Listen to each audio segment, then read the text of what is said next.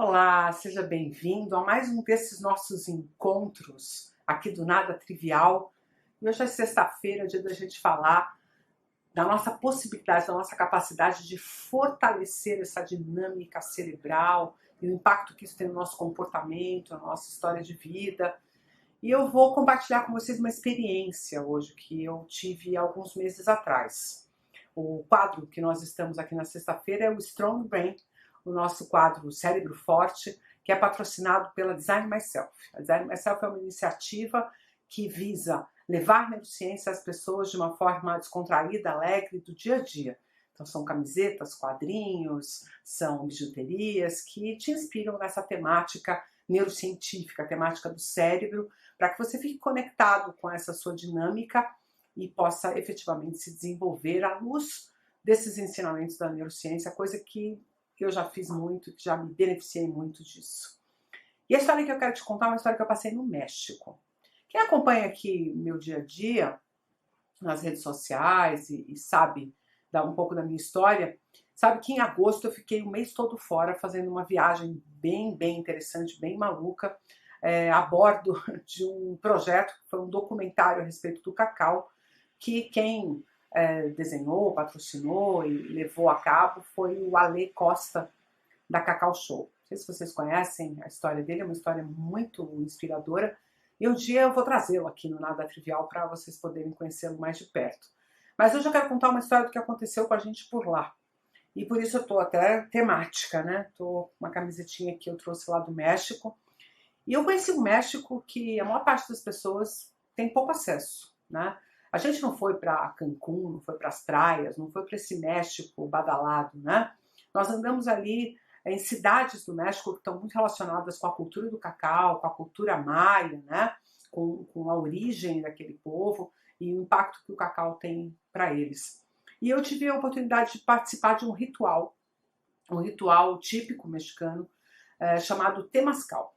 E se eu contar para vocês como eu me sentia antes de entrar no ritual, vocês vão perguntar por que eu acabei fazendo, né? Porque, para começo de conversa, eu sou uma daquelas pessoas que não é que eu sofro de claustrofobia, não é isso, eu não sofro de claustrofobia, não é uma coisa que fica perturbando minha mente, mas a qualquer menção de ficar num lugar preso, que eu vou ter pouca condição de sair e tal, é uma coisa que mexe comigo e que eu, né, fico preocupada, vamos dizer assim, né? Então, por exemplo, eu tô assistindo um filme, às vezes é uma coisa boba, eu tô assistindo um filme e aí a pessoa do filme entra daquelas tubulações, sabe?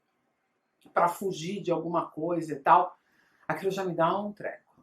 Aí tem outro filme que a pessoa sofre um sequestro enfiada dentro do porta-malas. Não consigo nem continuar assistindo o filme porque me dá um incômodo tremendo, eu fico desesperada, querendo fazer com que aquela pessoa consiga sair daquela situação o mais rápido possível. E quando nós fomos, então, convidados para fazer esse ritual temazcal, e que começaram a me contar qualquer história, eu falei, não vou entrar, não dá para mim.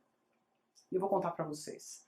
O ritual consiste em você, depois de, obviamente, entender qual que é o processo e tudo mais, você entra em uma espécie de um forno de pizza para pessoas. É mais ou menos isso. Imagina um igluzinho feito de barro, de tijolo de barro, que você entra abaixado, você precisa se abaixar para entrar, e um espaço que ficam 5 ou 6 pessoas, não é confortável, fica uma do lado da outra assim, em volta de um fosso, fica embaixo, e esse fosso que fica embaixo vai ser o lugar onde serão colocadas as pedras vulcânicas incandescentes. Vamos lá que você já vai entender a história.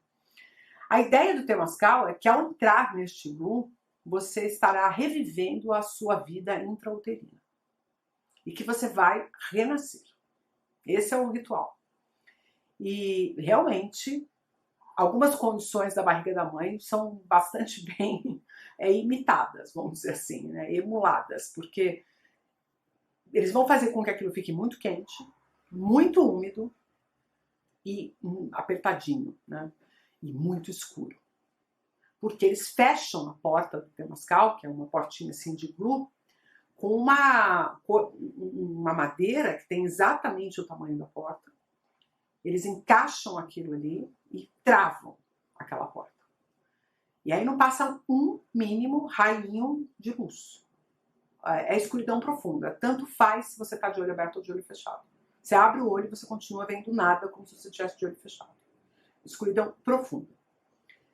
Bom, antes da gente entrar no Temazcal, a pessoa que estava explicando pra gente, que era uma espécie de um guru, vamos dizer assim, né? Não sei exatamente que palavra usar, mas era uma pessoa que era o mediador, que estava nos levando ali por aquela experiência, que tinha conhecimento, que tinha já bastante contato, né, com essa experiência. Ele, contando pra gente o que ia acontecer, ele, não sei se ele percebeu, provavelmente sim, né, percebeu o meu desconforto com a possibilidade de entrar num lugar, ficar fechada lá nesse lugar e não poder sair, etc e tal. E ele então olhou para mim e disse assim: você entra primeiro e fica do meu lado. Você vai entrar, você vai fazer toda a volta, né, nesse focinho que tem no meio, e você vai sentar aqui do meu lado. E aí eu falei: boa, ele já entendeu que eu tenho aqui uma fragilidade, se eu começar a dar show, ele vai me deixar sair, né? Mas aí ele olhou para mim e falou assim: nós vamos tentar ficar até o final. Eu vou ficar do seu lado e nós vamos tentar ficar até o final. É um objetivo seu, você ficar até o final. E aí eu fiz a loucurinha de perguntar quanto seria exatamente esse tempo até o final. E ele disse assim: mais tempo do que você gostaria de ficar lá dentro. Que eu acho que é a mesma coisa que a gente sente em relação à barriga da mãe, né? Porque a hora que a gente vai crescendo lá dentro, né, vai dando a sensação de que a gente não queria ficar tanto tempo ali, tão apertado, né? Eu acho que é necessário isso, né? Para que você saia desse lugar que aparentemente é confortável, ou que pelo menos aqui a gente acha que é confortável, né? Para você querer sair, você precisa ficar desconfortável, né? E ele falou isso, eu falei: ai meu Deus do céu, agora elas são elas. E beleza, entramos. E gente, eu não vou dizer para vocês que eu entrei tranquila. Eu entrei apreensiva, eu entrei com uma sensação de que eu ia sofrer, de que ia ser um desafio muito grande e que eu ia querer sair. Só que eu não sabia da reza à metade, né? Eu estava só achando até aquele momento que eu ia me sentir fechada. Mas a coisa foi um pouquinho pior do que me sentir apenas fechada. Eles recebem, aí eu poderia fazer um vídeo de 2 horas contando sobre esse ritual, tá, gente? Mas eu vou tentar resumir, porque eu tenho um foco claro aqui nessa conversa que eu quero ter com vocês, que eles pegam essas pedras vulcânicas, aquecem essas pedras vulcânicas numa fogueira, elas ficam incandescentes, muito, muito quentes, e eles colocam essas pedras dentro do iglu, nesse lugar ao centro. E aí fecha a porta. E aí só a presença daquelas pedras no ambiente já começa a vir um vapor, assim, Deus meu, que calor é esse? Né? Negócio insuportável. E aí, como se não bastasse, eles não ficam felizes só com o calor que você está passando, ele começa a jogar água sobre essas pedras. E o contato da água com a pedra incandescente gera o vapor. Só que lembra, você não está enxergando um palmo na frente do nariz, você não está enxergando nada, é uma escuridão profunda, a porta está cerrada. Você está sentadinho lá dentro, botar as pedras, e você, como ela está no fosso, você não consegue nem ver a incandescência delas. Você não vê a pedra. E à medida que vai jogando a água, vai subindo o vapor e você sente o vapor subindo. Eu acho que se a gente estivesse enxergando ali naquele momento, ninguém ficaria. Porque, pela percepção que eu tive, é um vapor muito mais denso do que qualquer sauna que você já tenha entrado na vida. E aquilo vai vindo, aquela umidade, aquele calor, e ele começa a te falar que você está dentro da barriga da sua mãe, e que as pessoas que estão fora, que está chegando a hora de você nascer, e que as pessoas que estão fora estão te querendo, estão te esperando, estão te desejando. Você começa a se conectar com essa história, e óbvio que você se emociona, e me emociona agora de lembrar disso, da perspectiva de existir um entorno te aguardando e querendo o seu nascimento. E você naquele calor, naquele aperto, naquele desconforto. E, de uma certa forma, a gente, não que a gente reviva o que a gente viveu na barriga da mãe, mas a gente revive as emoções associadas à relação com a mãe e com o pai que foram acumuladas ao longo da vida toda. Como se aquele momento do nascimento, da expectativa do nascimento, tivesse o poder de rebobinar a história e fazer com que você pudesse revê-la a partir de um outro prisma. Que você pudesse entender ali, você, um bebê, prestes a nascer e o entorno de expectativas sobre você. E aí, obviamente, que você tem a sua história pessoal, então alguns são primogênitos, outros são, como eu, caçulas, e cada um tem a sua história muito particular, né? Mas passa-se essa primeira etapa e você não nasceu ainda, e ele te ensina a como que você deve proceder para conseguir que a porta se abra. Quer dizer, ele está te ensinando a nascer. E esse momento é um momento em que a gente grita com todo o pleno pulmão para que essa porta seja aberta. Então, quando todos que estão lá dentro gritam e pedem para que a porta se abra, né, alguém vem e abre a porta, e aí vem aquela brisa fresca, e as pedras que estavam incandescentes agora já se apagaram, porque foi jogado água sobre elas, aquilo virou vapor, então aquele vapor sai. Só que aí vão entrar mais pedras. E eu esqueci de um detalhe, as pedras são chamadas de abuelitas, como se as pedras fossem nossos antepassados, que estivessem ali dentro para nos ensinar alguma coisa. E essas pedras são colocadas lá dentro. Na primeira vez foram 5 pedras, na segunda vez são 7 pedras. Então, se você achou que estava quente, vai ficar mais quente ainda. E a porta se fecha, e ele continua falando sobre o ritual, ele continua te colocando naquele lugar de você se aproximar da emoção da sua vida intrauterina, e das expectativas, e das suas expectativas sobre a sua vida, sobre o seu nascimento. E óbvio, um adulto pensando sobre tudo isso. Então, na verdade, você não está regredindo, mas você está vivendo a experiência física com a mente do adulto, com a experiência e com o conhecimento do adulto. E óbvio, você chora, você se fragiliza, as frases que ele vai falando são lindas, ele vai te colocando nesse lugar da expectativa sobre a vida. Só que você já viveu, então você conecta ao mesmo tempo a expectativa de viver com a vida que você teve. E ali sim que aconteceu o momento de eu perceber um impedimento sobre sair dali, sobre nascer, né? A dificuldade de nascer associada com o calor, com o escuro, com o úmido, com o cansaço. E ali me veio a coragem de estar naquele lugar, de permanecer naquele lugar e me manter forte para nascer. Barato disso, pessoal, primeiro que você se emociona, e quando você sai, aí jogam água fria em você, quer dizer, você imediatamente, né, retoma ali, vamos dizer assim, uma mínima condição razoável de existência, né? Porque até que você está completamente debulhado de calor, você está 2 horas passando calor, você está 2 horas passando nervoso de estar preso e tal. Mas as palavras e o ritual e o que é colocado para você como cura em relação a essa existência, né? Uma existência que precisa ser vivida, que quer ser vivida, que é um presente, que não é um ônus, que você quer muito viver aquela vida. Te propõe o renascimento, te propõe sair daquele lugar e não mais ficar preso a coisas apequenadas da vida. É uma experiência que te mostra o que de fato tem valor nessa história toda.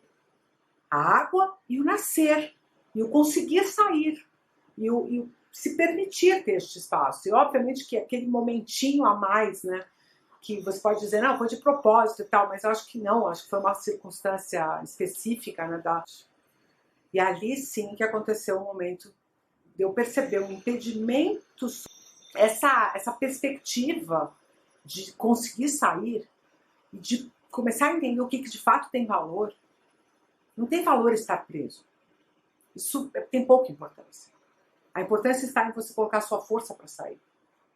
E o insight é: a gente está preso em tantas coisas. O útero da mãe acho que foi a única primeira experiência da qual você não tinha escolha. Mas depois dali, você vai se prender em muita coisa. E você vai ficar asfixiado. E você vai se sentir atolado em muitos momentos, sem força de sair. Mas você precisa procurar a coragem dentro de você do enorme desejo de continuar vivendo com qualidade. E mesmo que eu não soubesse tudo isso que ia acontecer comigo, depois desse evento, eu tive 2 experiências que foram muito valiosas. A primeira delas é que eu fui fazer uma ressonância magnética, que era uma coisa que eu tinha verdadeiro pavor. Toda vez que tinha que fazer ressonância magnética era tipo, eu vou ficar presa na máquina e tal. E o maluco não é que, eu tô adorando ressonância magnética, não é isso. Mas eu nem lembrei. Eu fui fazer a ressonância magnética e, tipo, só quando eu tava no aparelho que eu falei, nossa, eu tô no aparelho de ressonância magnética e tá tudo certo, eu não tô me preocupando com o que tá acontecendo. E aí eu me lembrei do Temazcal. Eu falei, caraca, isso é fruto do Temazcal. Porque eu pude entender que o que importa no aperto é a certeza e o desejo de sair. Que, sabe, pode parecer meio malucos para vocês, mas essa emoção de que eu vou ter força para sair, eu vou dar um jeito de sair, ela de alguma forma te alenta e faz você aguentar a hora que você não está conseguindo sair ainda. E o segundo insight é que eu precisava restabelecer os parâmetros da minha vida que me davam a sensação de estar viva. E eu já tinha, né, feito um movimento de ir para a chácara, de ter esse espaço físico lá e conseguir viver coisas que eu tinha muito desejo de viver, que é a natureza, o contato com a natureza, o contato com os animais. Mas depois dessa viagem, depois do Temazcal, e depois de tudo isso que me aconteceu, que não foi só o Temazcal foi uma das coisas. Logo o documentário sai e vocês vão ter uma história mais completa sobre essa viagem. Não, ele não está centrado em mim, mas vocês vão entender o que eu passei, né, com o documentário. Mas o maior barato dessa história toda é que é hora de começar a voltar para casa. É hora de voltar para esse lugar aconchegante que as pessoas esperavam, né? Estavam lá fora me esperando, me queriam. Então você tem que achar os lugares onde as pessoas te querem, onde as pessoas desejam sua presença, onde as pessoas têm valor daquilo que você é e mais importante, um lugar onde você encontre aquilo que realmente é importante para você. É um copo d'água? É um contato com a natureza? É um pôr do sol? É respirar um outro ar? É sair desse turbilhão de um monte de informações? É abaixar o nível de ansiedade? Esse é o lugar? Você pode não estar nele agora, mas o recado é: continue andando na direção dele. Mesmo que seja passos pequenos, mesmo que seja um passo para frente e 2 para trás, mas a direção, o sentido precisa ser mantido dentro de um nível de intencionalidade dentro de você, para que você nunca se afaste daquele momento em que você saiu da barriga da sua mãe e sua vida foi comemorada. Comemore sua vida por você. Me emociona porque parece banal, mas a gente não sabe fazer isso. A gente não sabe comemorar o nosso nascimento, ainda que a gente festeje o aniversário todo ano. O nascimento, a gente tem dificuldade de comemorar. A oportunidade de viver essa vida, de fazer acontecer uma história a partir da sua intencionalidade, das suas próprias mãos, com a sua proatividade. Então é isso. I design myself. Nosso patrocinador já vem com a mensagem. Eu me desenho. Eu faço do meu jeito. E essa é a minha história. Um beijão para vocês. Bom final de semana. Espero que isso te faça refletir e que você consiga se conectar com aquilo que você... o que estava preparado para você quando você saiu da barriga da sua mãe. Um beijão e até.